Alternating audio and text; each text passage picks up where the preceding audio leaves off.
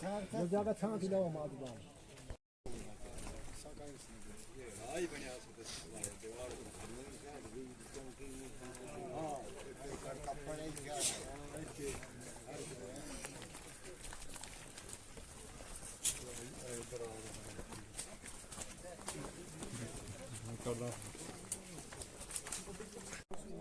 आप पता क्या इधर देखने को एक दो बंदे दो कुर्सियां ला दो कुर्सियां सारे बातों को बताया अभी तेरे भाई आप चलो जाओ आप किसको मैं आ रहा हूँ मैं शाल लिया उसने जैसे यहाँ दरवाजे में आया तब तक चलना बात है बाकी जो लोकल लैंग्वेज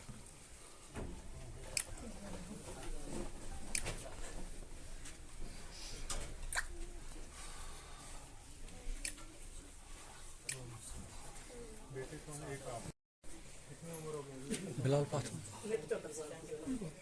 रात 3 बजे थोड़ी भी जागे हो उसके बाद 3 बजे बाद इसलिए वो एक दम कड़ाका हुआ इसलिए कड़ी टूटी या सेंटर की दीवार थी या उस साइड हुई बस आदमी ने खिड़की के दरवाजा खोलूँ तो खिड़की के थोड़े दरवाजे में वो पार रोड दिख रहा है ना नीचे से जाना शहरी उतरना शहरी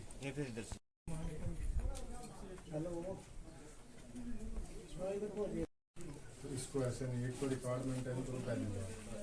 दूसरी बात कि अगर किसी बच्चे में कोई ऐसे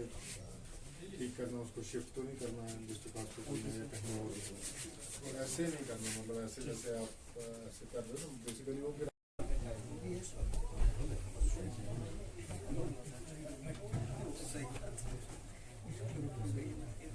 देखिए हमारा यहाँ पे इस इलाके में जब ये क्लाउड बर्स्ट हुआ इस एरिया में फ्लैश फ्लड बहुत ज़्यादा आ गए इस एरिया में जैसे आपने देखा कि सबसे ज़्यादा रामबन का जो इफेक्टेड एरिया था जानी नुकसान के हिसाब से वो यही इलाका था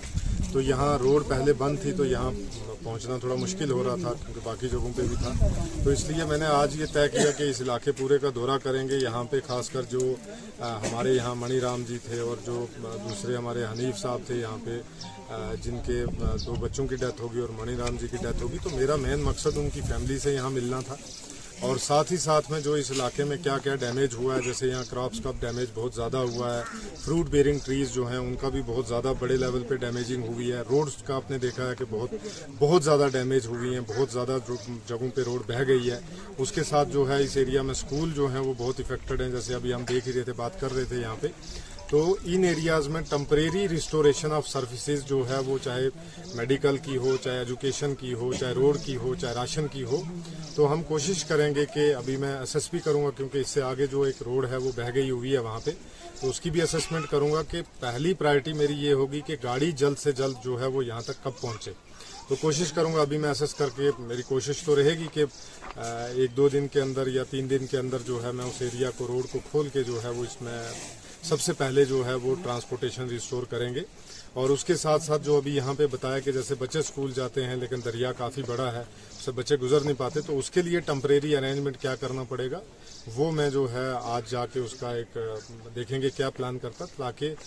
कल के दिन में या परसों तक जो है उसका बच्चों के लिए वो रास्ता रिस्टोर करा के ताकि बच्चे भी जो जाएं बाकी यहाँ पे जितना भी जो असेसमेंट हमारी है वो चल रही है नायब तहसीलदार को मैंने यहीं स्टेशन किया है पूरी टीम हमारी रहेंगी और मैंने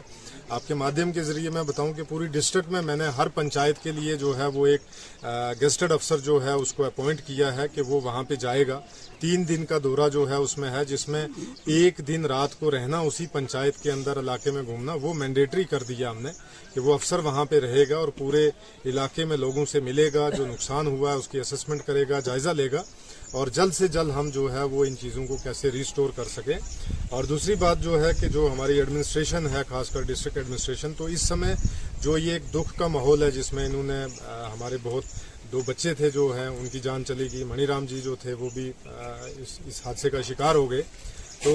कैसे लोगों के दुख में शरीक हुआ जाए उनके दुख को साझा किया जाए और उनके साथ जो है वो एक एडमिनिस्ट्रेशन कंधे से कंधा मिला के कि हम उनके साथ प्रॉपर वे में खड़े हैं उनकी जो भी उनका नुकसान हुआ है एक ह्यूमन कंट्रोल के तहत क्या क्या भरपाई कर सकते हैं उसकी भरपाई करने की भी कोशिश करेंगे और जो लोगों का नुकसान हुआ है चाहे वो फसल का हुआ है चाहे वो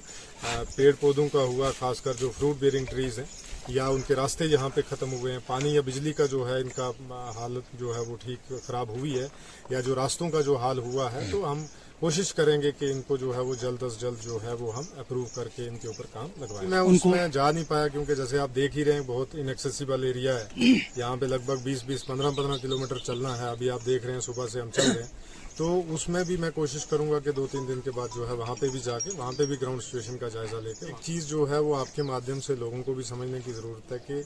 जैसे जहाँ पे रोड नहीं है, जहाँ पैदल चलना है, तो अगर मुझे अकेले को चलना हो तो मैं दिन में 30-30 किलोमीटर भी चलूंगा,